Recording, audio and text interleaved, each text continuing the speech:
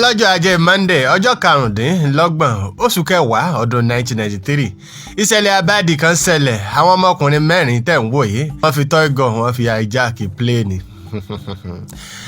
Kí ló dé bó ni ó ṣe jẹ́ kí wọ́n rí lọ́bẹ̀ tí wọ́n wo aró ọwọ́ ọ̀yà àwọn èèyàn lẹ́nu. Irú rẹ̀ ò ṣẹlẹ̀ rí. Ó kó àwọn ọmọkùnrin mẹ́rẹ̀ẹ̀rin ọ̀hún ní Richard Ajíbọ́lá Ògúndẹrù, Kabiru Adenuga, Bennett Olúwadáìsí àti Kenny Razak Lawal.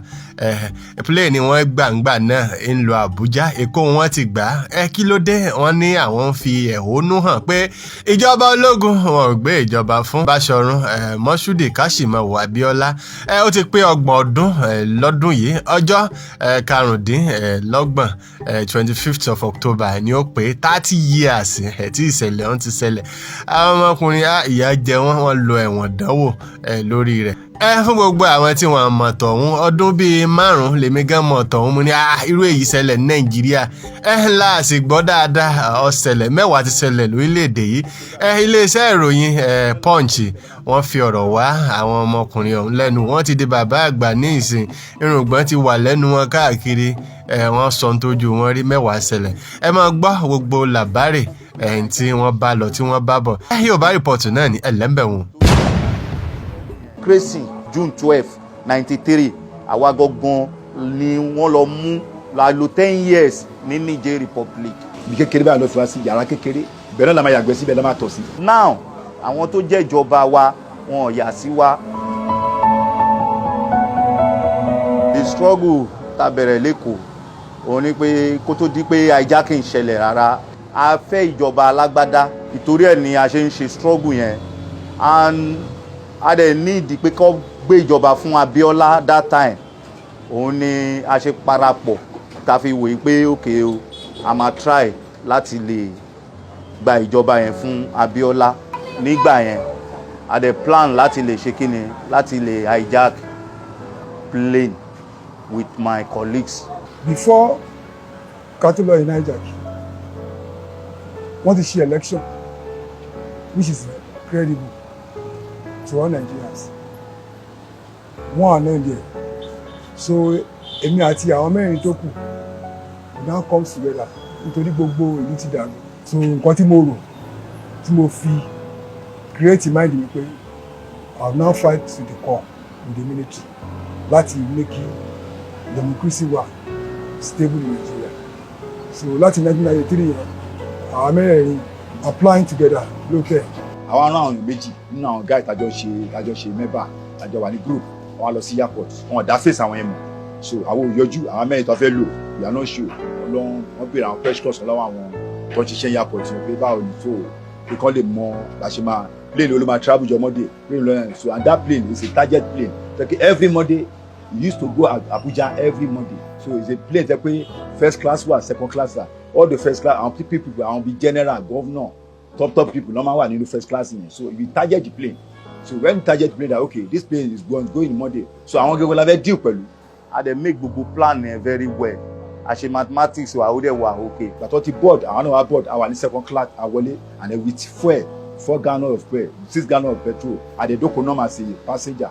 Gbàtí plane yẹn wá tó ti balance tó ti ń lọ ọtí bet ọtí ń serve oúnjẹ start to get kọ́ni wá kàn nídìí that with Kabiru. We went to pilot in the middle door of the pilot. There's a conductor pilot. Ìyẹn dó síbi ẹnu ọ̀nà. Only what do you know? Only I'm a student. I just know how the copy ló ṣe rí nǹkan just to convince me. So mẹ́rin tó sọ fún fellow bag in my by the time tó máa padà báyìí ó kàn yọ pistols pé let's end now. This player Abidjan báwọn náà ṣe nìdí ni I just stand with the others àwọn náà kàn ní káàdì kan nílẹ̀ ìṣe nìdí bá gbé I carry my this thing gallon fuel we can wet ara mi anybody. I want to pay this player be aja. Now everybody cool down. If anybody mess up, the play will burn the play. So that we have to keep her. Our explain what he affair. So nǹkan tí a fi gba plane yẹn ni pé we want kó gbúdọ̀ fún Abíọ́lá àbí kó gbọ́dọ̀ fún National Assembly kó renew another election. So a bẹ̀rẹ̀ sí ní pé àwọn handbill nínú plane we have 150 passengers. So we calm everybody down. We don't fight. We don't thief. We want democracy in Nigeria. This plane must go to Jam. So he cannot go to Jam. Okay. Yeah, follow. just go. When it's playing, I said that we are Niger. We land to Niger. The short we land to, at last we land to Niger. When he land to Niger, the plane landed towards after the airport by force. Later, àwọn journalists wá bẹ́ẹ̀, wọ́n wá béèrè questions wá pé kí ló ń ṣẹlẹ̀. I need this place by hijacked by MED fighting for democracy in Nigeria. But Nigeria has been collapsed now, and what's happened in Nigeria? That's what I feel hijack playing. One look, we can come down. See, we are not coming down. After 72 hours, the government no can make demand. We bomb the plane. So later, our journalists not war, and Nigeria tell us to release Momo. Not that we are release Momo like that. Our Momo is sick. Momo needs and they don't want anybody die. That's why I released Momo to the Nigerian Republic government, and they released them not just to Nigeria. Okay, on top people in the plane. On top people have one and others come she general, they are not general. We release them. Our general tó kù àwọn bíi governor, general commissioner, and the woman announce the election Abiola. Woman tó announce the election Abiola. Àfihàn lẹ̀ kó máa lọ. On the night, around night in Wednesday, the Nigerian Republic they come and storm the plane. When they come storm the plane, they want to burn the plane. They storm the plane to the extent that the whiskey of plane fall down. According to what they have told us, more than 300 and something bullets. They scattered the plane, and they forced us to enter the vehicle. They carry us to their own commissariat, what they call that in French, the police custody in Niger. They asked us why reason why we are hijacked. We are hijacked Nigeria because of the nation of the country. We are fighting for democracy. We are not terrorists. Our illegal person, our BMeta from Nigeria, they asked us pressure, and they carried our boss come to Nigerian Republic. That's Jerry Yusuf. They joined us together. They asked us pressure. Who sent you to do that? Not Jerry. Jerry is a symbol. Jerry is a chairman. We volunteer ourselves to the nation.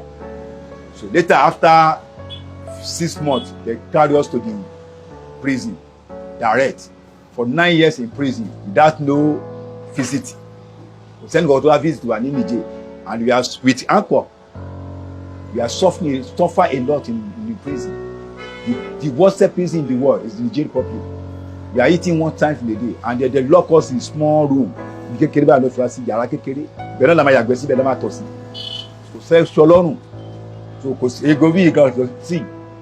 I'm suffering. All of us want to do operation for me. They went to do operation for me in the hospital. Want to handcuff me. I no be small for 9 years. After 9 years, they carry us to the court. But talk about the court, or she case in onion, they jail us 50 years. So we asked for the what appeal. Who that pay? They say okay, they come back, they carry us back. The 4 days they do the case. Or government of the case at least. After this 4 days, okay, they say they are going to give us offer 10 years in jail. Well, after 10 years, after some months, they are doing amnesty general. They release us.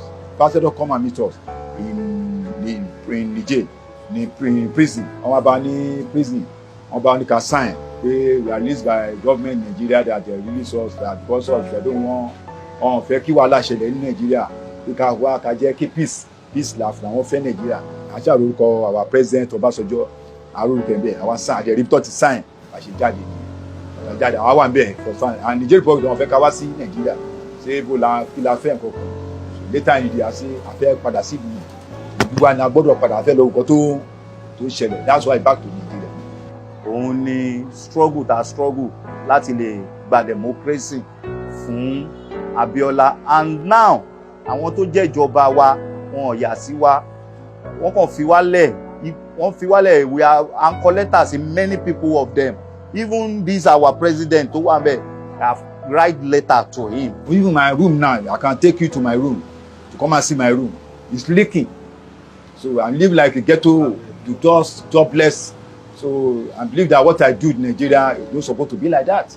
So gbogbo wa even ètò tó jẹ́ tán shot tán shoot lẹ́sẹ̀ Richard ó wà lọ hospital bá wọn tọ́jú ẹ̀ àrí òyà Kàbírù gan is not okay ó ń struggle káàkiri ni.